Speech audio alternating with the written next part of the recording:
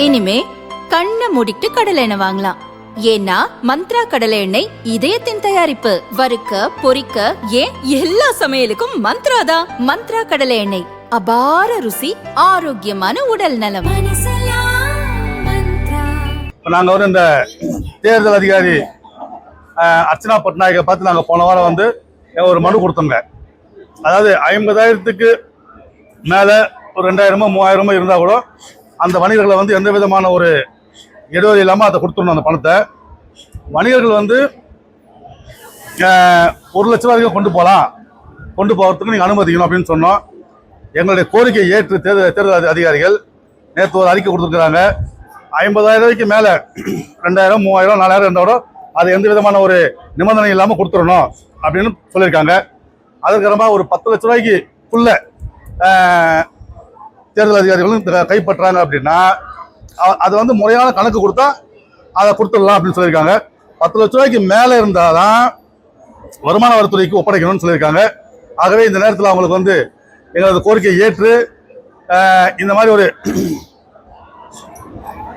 சுலபமான ஒரு வணிகர்களுக்கு சுலபமான ஒரு அந்த நிமிடத்துக்காக தமிழ்நாடு வணிகர் சங்க பேரவை சார்பாக நாங்கள் நன்றியை தெரிவிச்சுக்கிறோங்க.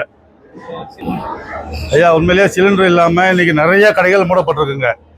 சாமானிய வணிகர்கள் டீ கடையாக இருக்கட்டும், பெட்டி கடையாக இருக்கட்டும், சின்ன ஒரு டிஃபன் கடையாக இருக்கட்டும், எல்லாமே இன்னைக்கு மூடப்பட்டிருக்குங்க. இப்போ பார்த்துக்கிட்டிங்கன்னா இந்த ப்ரைவேட் கேஸ் ஈஸியாக கொடுக்குறாங்க. இந்த பிரகாஷ் கேஸு, அதே மாதிரி இந்த என்ன சொன்னாங்களே, அதாவது ப்ரைவேட் கேஸ் ஈஸியாக கொடுக்குறாங்க. அவங்க என்ன பண்ணுறாங்கன்னா இப்போ ஒரு 2,000 ரூபா இருக்கிற அந்த சிலிண்டரை பார்த்துக்கிட்டிங்கன்னா 5,000 ரூபா 6,000 விற்கிறாங்க. இதெல்லாம் அரசியல் சூழ்ச்சி தாங்க. இது யாருக்கும் தெரியாமலாம் கிடையாது.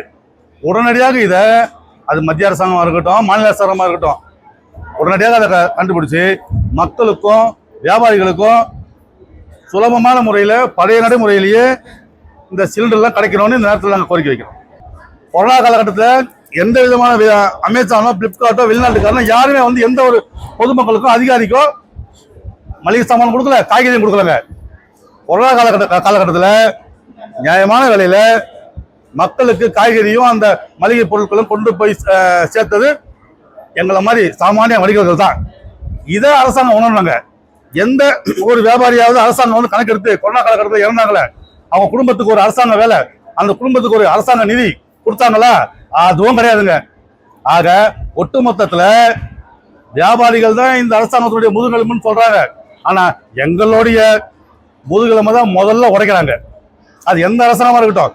இந்த அரசாங்கம் இல்லையா, இன்னொரு அரசாங்கம் வருதுங்களா, அவங்க என்ன சொல்றாங்க, அந்த அரசாங்கம் போட்ட சட்டத்தை தான் நாங்க முன்னெடுத்து சொல்றாங்க. இதெல்லாம் வெறும் கண்துடைப்பு தாங்க. நாங்க எந்த அரசியல் கட்சியும் சாராதவங்க. இன்னைக்கு வரைக்கும் அப்படிதான் இருக்கிறோம். எங்க ஐயா சுதேஷ் நாயகன் அவர்களும் அப்படிதான். எங்க கோரிக்கையை யார் ஏத்துக்கிறாங்களோ அவங்களுக்கு எங்க ஆதரவு உண்டுங்க. ஏன்னா இப்ப பாத்துக்கிட்டீங்கன்னா போன மாசம் முதலமைச்சர் பார்த்து மனு கொடுத்தாங்க, எங்க கோரிக்கை கொடுத்தேன். போன வாரம் ஐயா எதிர்கட்சி தலைவர் எடப்பாடி பழனிசாமி பார்த்து மனு கொடுத்துருக்குறோம். எங்க கோரிக்கை யார் நிறைவேற்றுறாங்கன்னு பார்ப்போம்.